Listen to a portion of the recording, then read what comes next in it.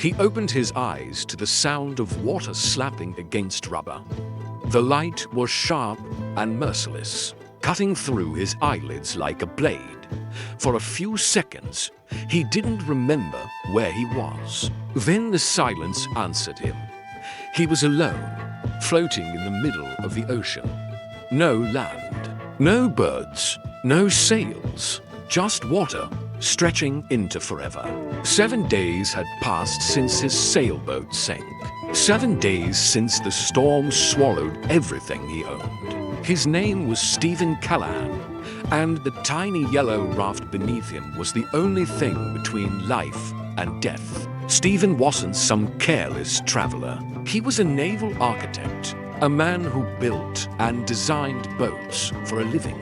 He knew the ocean, its rhythms, its moods, its secrets. In February 1982, he had set sail from the Canary Islands, chasing a dream of crossing the Atlantic alone. The first few days were calm, almost joyful. The sea was soft, the sky endless, and he felt free. But the ocean doesn't stay gentle for long. On the 7th night, a storm hit with no warning. The wind screamed like an animal. Waves rose higher than his boat. One crashed so hard it tore open the hull.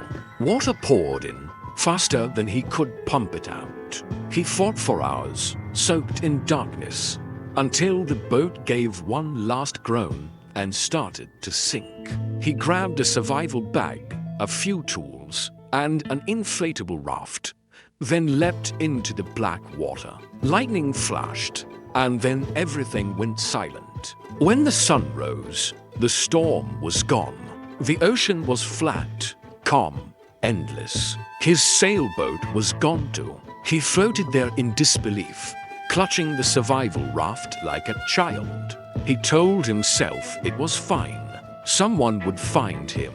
There were shipping routes nearby, planes overhead, radios buzzing somewhere. But as hours turned to days, no one came. Flares fizzled out in the night sky. Planes passed to hide to notice a speck below. The world had forgotten him. The sun scorched his skin until it cracked and bled. The salt burned every wound. Hunger came slowly, but thirst came fast. A dry, burning ache that made him desperate. When rain fell, he opened his mouth to the sky, catching every drop as if it were liquid gold. When the rain stopped, he drank fish blood to stay alive. He cut strips of Dorado fish, dried them in the sun, ate them raw and trembling. Each small victory was followed by pain, stomach cramps, dizziness, exhaustion. But he refused to give up. Days blended together. He counted them by moonlight, scratched tallies on the raft with his knife. The ocean became both his enemy and his only friend. Sharks circled him constantly, their gray shadows gliding beneath the raft. Sometimes they bumped it, testing. He learned not to panic. He even talked to them, whispering, "Not today, boys. I'm still busy surviving." It was the only way to stay sane. He began to fix the raft every day, patching holes made by fish, salt, or time. The seams leaked, the floor sagged, and he spent hours bailing water. He used duct tape, glue, and hope. He used the stars to mark direction, even though he wasn't sure where he was anymore.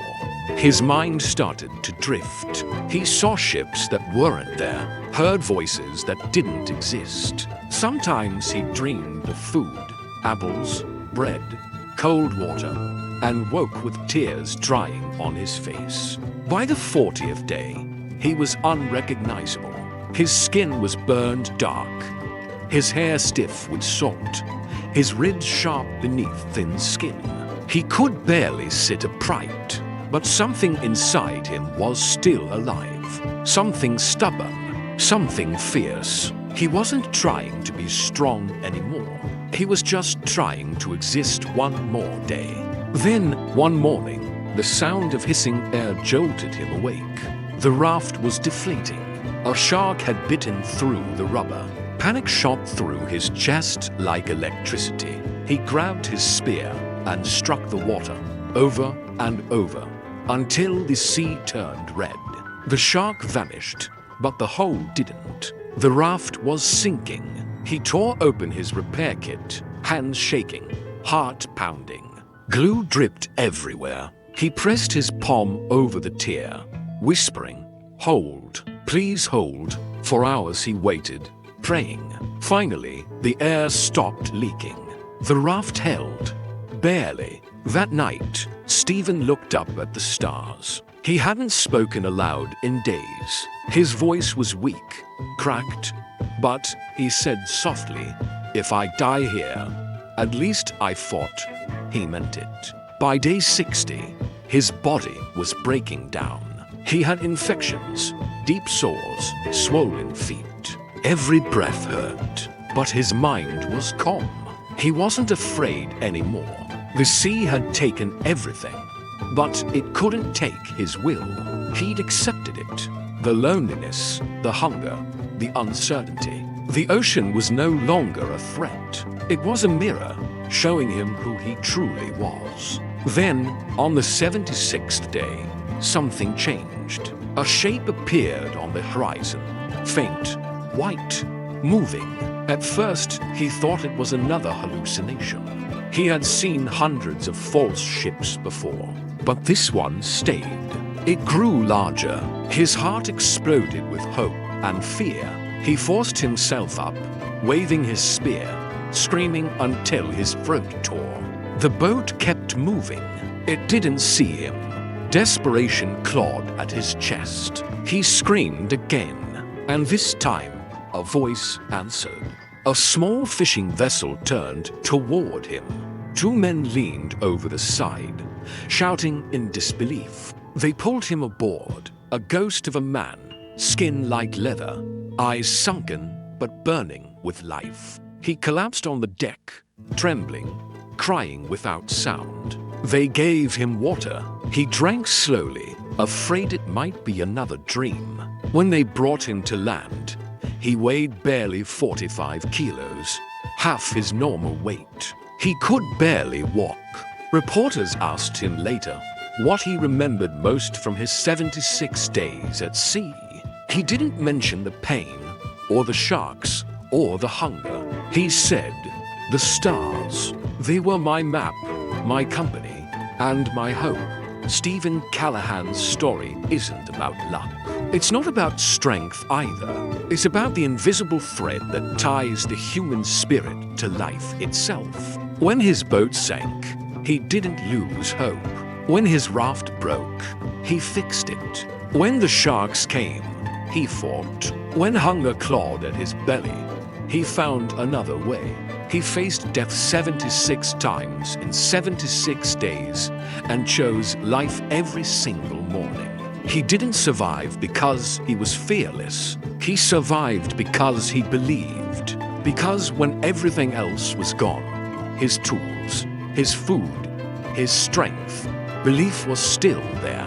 The belief that one more breath mattered, that one more sunrise was worth fighting for. That even when you're surrounded by nothing but ocean, silence, and despair, something inside you still whispers, "Not yet." That whisper, that quiet, stubborn defiance, is what keeps us alive.